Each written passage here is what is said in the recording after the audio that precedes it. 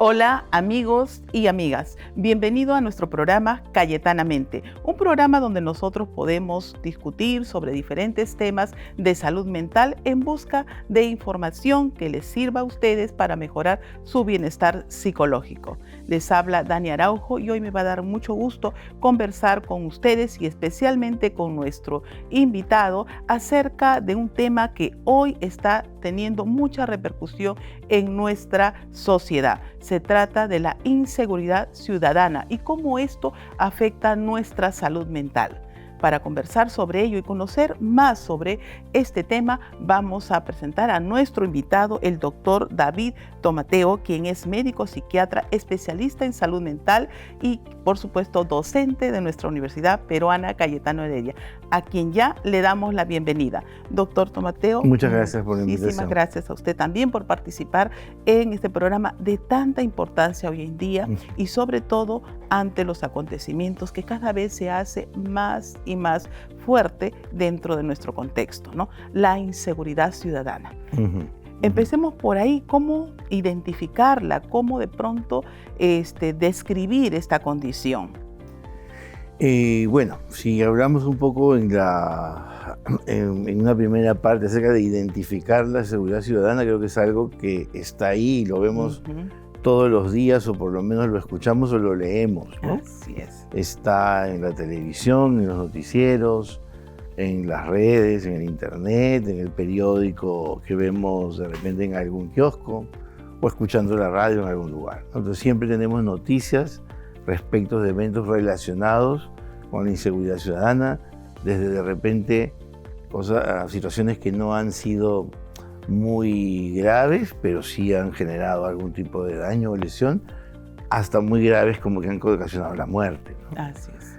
Y de repente una segunda parte respecto a la pregunta que me hace de describirla, y ya que tendría que ver con las consecuencias. Definitivamente es algo que, sin embargo, todavía no está siendo muy estudiado en el sentido de cuantificar la magnitud del impacto que está teniendo esto en la salud mental, menos todavía acá en el Perú, pero de hecho ya se vienen describiendo, y de hecho lo vamos también viendo en la consulta diaria, las consecuencias de esto, ¿no? Traducidos en aumento de la frecuencia o de la prevalencia de problemas de salud mental desencadenados por estas situaciones o en alguna relación con estas situaciones, particularmente trastornos de ansiedad y también depresión, ¿no?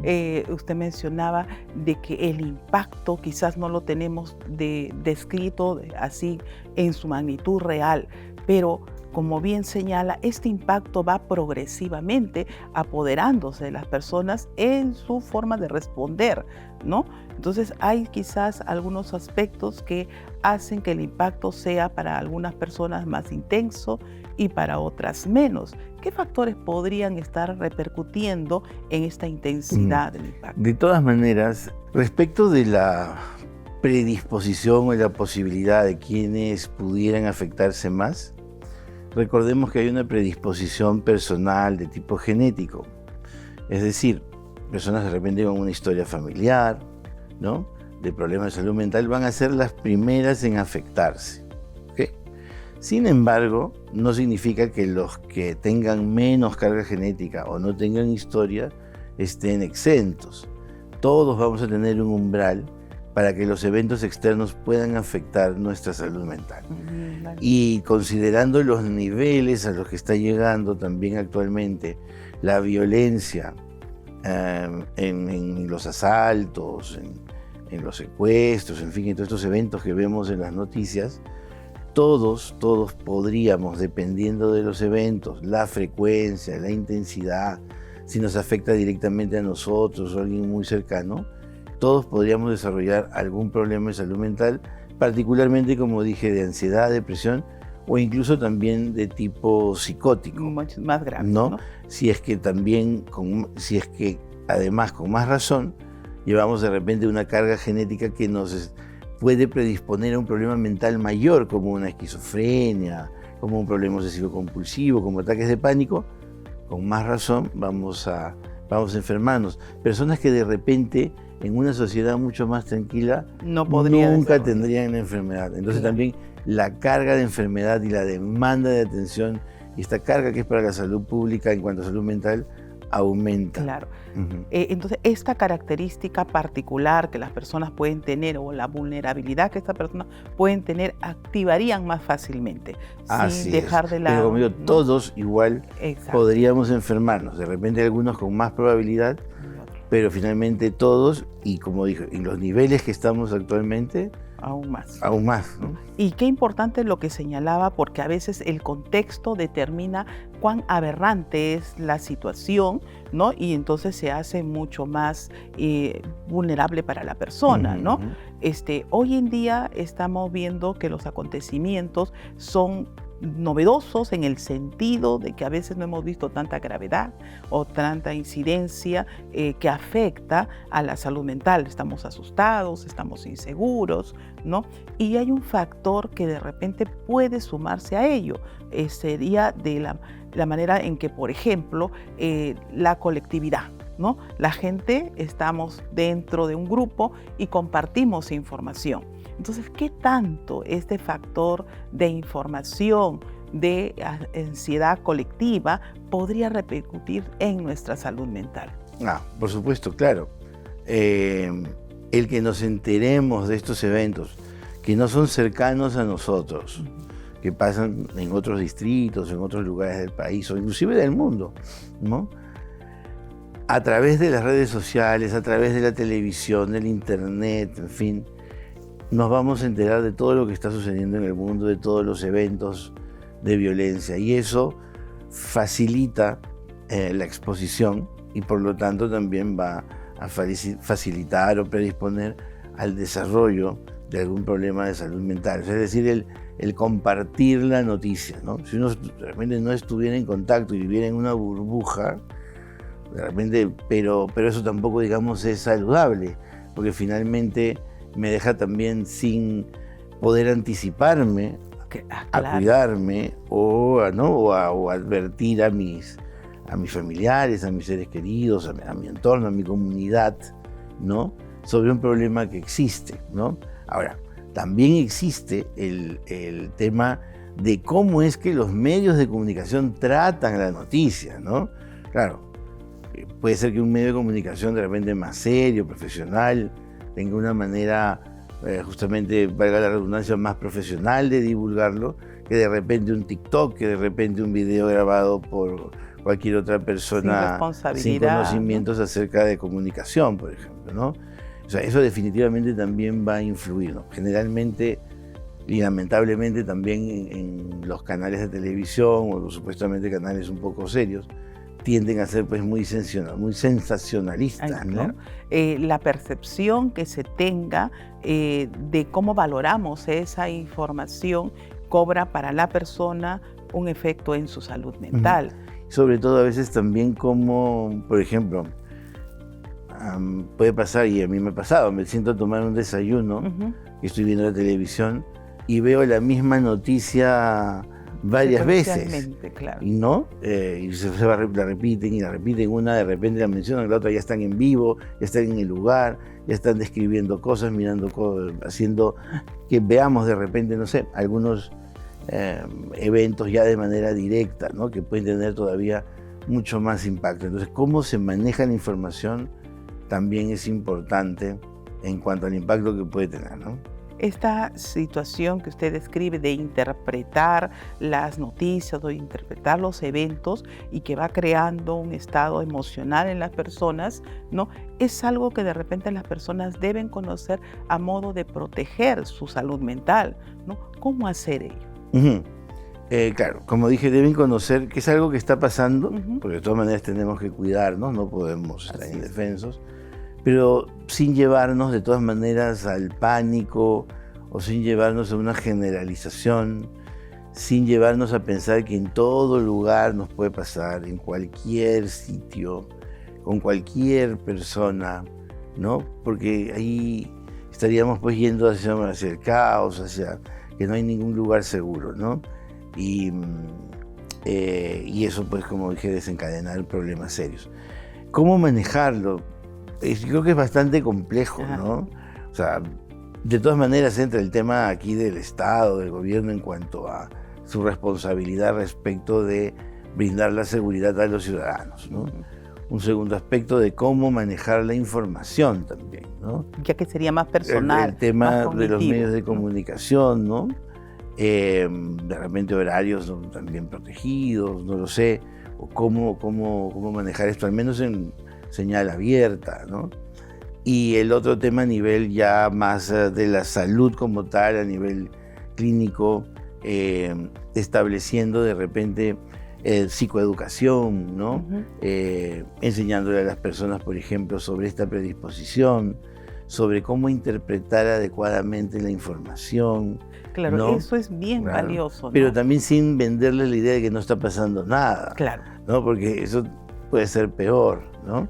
Pero sí cuidarnos, pero sin perder de vista que hay lugares que pueden ser peligrosos, momentos que pueden ser peligrosos, personas de repente también. ¿no? Si nos vamos justamente al aspecto clínico y quisiéramos psicoeducar a las personas en el sentido, ¿cómo es que es el ciclo de la ansiedad social? ¿no? ¿De qué manera deben entender ellos para que de pronto, ante determinado acontecimiento, puedan tener pues mediadores, ¿no? Puedan tener elementos para que no intensifique o no comiencen a tener una ansiedad social frente a esto?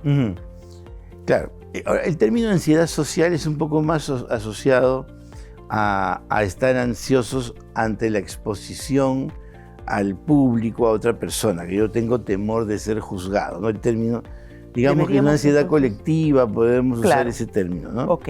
Entonces, ¿cómo podríamos manejar eso? Como dije, viene desde un tema de psicoeducación, en que la persona tiene que primero aprender a calmarse, ¿no? A calmarse, a analizar las situaciones. Por ejemplo, si yo voy a salir de repente a un supermercado que está cerca de mi casa, que yo sé que es una zona segura, estoy yendo temprano, estoy yendo de día, no estoy llevando nada de valor, de repente que pueda llamar la atención, podría considerar que estoy más o menos seguro o segura de que puede no pasarme nada. De hecho, la probabilidad, nadie nunca va a decir que es cero, ¿no? Así es. Pero campañas de psicoeducación respecto de cómo uno manejar la ansiedad a través de técnicas que pueden ser conductuales, y para esto estarían llamados los centros de salud mental comunitario, y también en lo segundo, que sería dentro de la misma psicoeducación analizar las situaciones, ¿no? Realmente situaciones de riesgo y no pensar que todas son de riesgo, ¿no? Como un tema también de que no lleguemos al extremo de dejar de hacer, como está pasando últimamente, ¿no? Claro. Ya no escojo trabajar en tal lugar a pesar de que es un buen trabajo, porque tengo miedo de que algo me pase. Claro, aparecen como las fobias, digamos. Exacto, ¿no? Ya no salgo de mi casa, entonces limito mi actividad laboral, recreativa, ¿no? Ya no quiero mandar a mis hijos, los saco del colegio que estaba un poco lejos, que donde han estado toda su vida, para que estudien de repente más cerca y pueda tener un control, ¿no? Y esa necesidad que aumenta de tener el control y la certidumbre de todo también genera más ansiedad, ¿no? Entonces creo que por ese lado de todas maneras hay que intervenir en cuanto a la psicoeducación.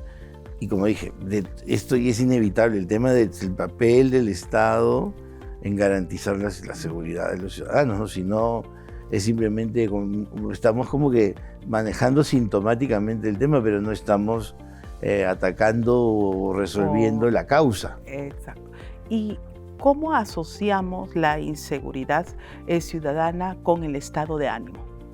Definitivamente va a influir, ¿no? O sea, puede generar un estado de ánimo de ansiedad de diferente intensidad, desde algo de repente leve, manejable, ¿no? Vivir con ansiedad, salir a la calle con miedo, hasta un ataque de pánico en algún lugar donde de repente yo sienta que ya algo me va a pasar. Eso puede luego llevarme a una depresión, ¿no? Me aíslo, puedo encerrarme, no salir de la casa igual por miedo. y en personas predispuestas, como dije, también a un cuadro psicótico, ya sea una depresión que puede llevar a una psicosis, o alguien que tenga alguna predisposición para enfermedades psicóticas como la esquizofrenia, que al estar sometido a tanta paranoia, a tanto temor, finalmente desencadena la psicosis con todos sus síntomas ya paranoides, digamos, psicóticos. Una suspicacia, ¿no?, ya marcada, psicopatológica, ¿no?, que se puede determinar. Se ha visto y mucho se ha referido a las redes sociales, ¿no?, a esta comunicación que se hace con otras personas sin conocerlo, ¿no?, y que eso también es un factor que está influenciando en contribuir a esta inseguridad ciudadana. Sí, como dije, es el tema del día, ¿no? Parece que es el tema con el cual yo le busco la conversación a alguien. Así como que pregunto, ¿está haciendo calor o está haciendo frío? Ahora ya es el tema, ¿no? Sí, y es inevitable porque es algo que está sucediendo y como dije, va a depender mucho de cómo se cuente, cómo se diga, pues si a alguien le sucedió directamente y puede ser muy detallista al contarlo y se lo cuenta a alguien que está predispuesto a ponerse mal, va a haber una consecuencia mayor que con otra persona, ¿no? Pero es el tema, no podemos, digamos, cerrar los ojos y decir que no está. Es un tema que se conversa todos los días, es el está del momento todos los días, y que ¿no?, tenemos que saber manejarlo.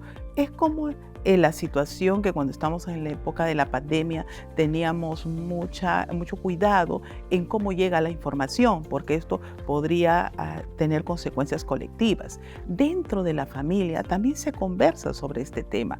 Sin embargo, ¿cómo debería dentro de la familia darse el tipo de comunicación para que esto no se identifique o sea un factor que conlleve a ser vulnerable? Claro, dentro de la familia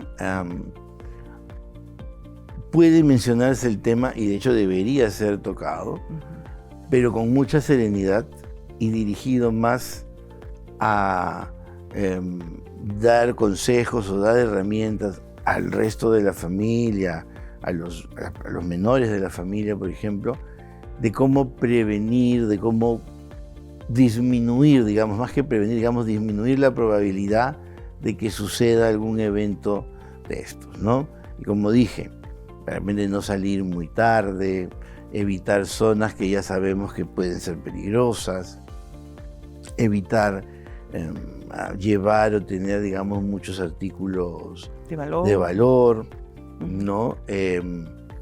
Andar, digamos, en lo posible acompañados, si se puede, o con personas conocidas, ¿no? Evitar también, por ejemplo, salir hasta muy tarde y estar ebrio, luego de haber salido de una reunión un poco tomadito, ¿no? Cosa que no debería ser. Deberíamos tener la libertad y la tranquilidad de andar por nuestra ciudad sin ese temor. Pero bueno, es la realidad. Entonces, en la familia, aconsejar sobre cómo cuidarnos, sobre cómo disminuir las probabilidades de que esto no nos pueda suceder y no tocarlo de una manera ligera, alarmista, como que te estoy diciendo que te cuides a través del miedo, ¿no? Entonces estamos hablando de, por un lado, del cambio de actitud frente a esta situación y por otro lado también a desarrollar patrones, hábitos, ¿no?, que conlleven a un bienestar, o sea, a una seguridad, por lo menos, ¿no? Y si nosotros tomáramos la otra parte, en el sentido de que de repente dentro de la familia podría haber algún miembro de la familia que estuviese involucrado, ¿no?, en alguna conducta de riesgo, ¿no? Como por ejemplo, conductas delictivas, vandalismo, comportamiento de transgresión de norma o la propia agresión, ¿no? ¿Cómo esto debería ser abordado, ¿no?, para que la familia entienda que esta persona necesita una ayuda, que no es solamente un problema de comportamiento social, ¿no?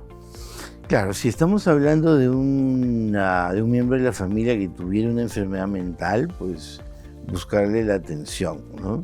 Pero si ya pasamos a una persona que tiene una conducta delictiva, es una persona prontuariada, digamos, con antecedentes, que sabemos que está cometiendo algún tipo de delito o amenazando la seguridad de otras personas, yo creo que ahí lo que se tiene que hacer es reportarlo a las autoridades, ¿no? Definitivamente puede ser muy familiar, ¿no? Y sobre todo si sabemos que lo está haciendo, ¿no? O sea, si es alguien que lo hizo ya, digamos, cumplió con la sanción que se le pudo dar o está en observación, en fin, si está cumpliendo con las reglas, perfecto, pero si es alguien del que sabemos que está siendo una amenaza para los demás, hay que reportarlo, sobre todo si no es alguien con un problema de salud mental, que es diferente, ¿no? Pero específicamente, por ejemplo, cuando observamos que las personas están teniendo una conducta agresiva de repente y que no considerarlo como algo, no normalizarlo, ¿no? Como a veces se puede normalizar la violencia, claro. Más bien a poner la alerta que esa persona necesita un apoyo en su salud mental. Sí, claro. Si es alguien que no era así, por ejemplo, y de repente empieza a ser agresivo, irritable, por supuesto, hay que primero mirar qué puede estar pasando. Puede haber un problema, no solo de salud mental, hasta un problema neurológico, por ejemplo, ¿no? Entonces sí, en esos casos, claro que sí, ¿no? Doctor, mire qué importante es que nosotros tengamos una cultura de seguridad ciudadana, ¿no? Y qué importante es saber cómo es que podemos hacer para tener esta estabilidad, ¿no? Y no estar de alguna manera en riesgo de despertar una ansiedad colectiva, una situación que puede alertar nuestra salud mental. Claro. ¿Qué hacemos frente a esa situación? ¿Qué recomendaciones desde el punto de vista podría usted brindar? Sí, primero quisiera yo enfatizar en que esto que hemos mencionado acerca de la prevención, de cómo interpretar la realidad, algunas medidas de tipo conductual de manejo de la ansiedad, de analizar las probabilidades de que surjan los eventos, son, digamos, herramientas o intervenciones de tipo psicológico, de psicoterapia para manejar la ansiedad de manera, digamos, en particular en este caso de inseguridad, sintomática. Es decir, es como paliar un poco esta situación que debe terminar. O sea, no pensemos que esto es algo que tenemos que hacer siempre, porque siempre tenemos que vivir en inseguridad. Esto es algo temporal, porque se supone que al Estado tiene que hacer lo suyo, ¿no? Porque si no va a llegar un momento donde lo que yo estoy diciendo de las probabilidades ya no va a servir, porque sí vamos a tener alta probabilidad de que cruzando la calle nos pase algo. Entonces le voy a decir, ¿sabe qué? No salga de su casa, ¿no? Y no se quiere llegar a ello. Y no queremos llegar a ese extremo. Más aún a la salud. Por supuesto. Entonces, estas medidas son como que sintomáticas, es como un analgésico en el dolor, pero se tiene que solucionar la causa, y lamentablemente en este caso la causa no es médica, como para que le demos un antibiótico o el médico lo solucione. Causa social, digamos ya social y política inclusive, ¿no? Entonces aquí es el Estado que se convierte, digamos, en el médico que tiene que solucionar ese tema, ¿no? Entonces eso es importante, no tampoco pensar que así vamos a vivir y como que tenemos que adaptarnos a esta situación. De ninguna manera. Hay que seguir reclamando que el Estado cumpla su función. Y bueno, ¿y qué consejo adicional? Creo que más o menos igual lo que ya dije, ¿no? Ir aplicando todas estas herramientas para poder paliar con esta situación, porque tenemos que seguir igual trabajando, tenemos que ir a estudiar, tenemos que seguir produciendo, pero sin dejar de cuidarnos también, ¿no? Sin dejar de prevenir o de exponernos a estas situaciones que lamentablemente, como dije, no deberían existir. Nosotros deberíamos caminar y andar por la ciudad con total tranquilidad, donde estemos, ¿no? Pero bueno, la realidad es que existe. Y está. Entonces, mientras confiamos que el gobierno, el Estado va a ayudarnos a solucionar ese tema, cuidarnos, digamos, más o menos con todas las medidas que he mencionado, ¿no?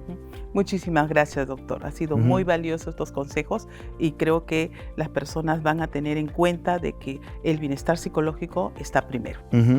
Muchas gracias, igualmente. Hemos tenido la oportunidad con el doctor Tomateo ver cómo la condición de la inseguridad ciudadana que hoy tenemos, podemos nosotros enfrentarla teniendo en cuenta que si buscamos nuestro bienestar psicológico y no caer en una ansiedad colectiva. Muchísimas gracias. Continúanos viendo por nuestro canal digital cayetano.plus y escucharnos por Spotify.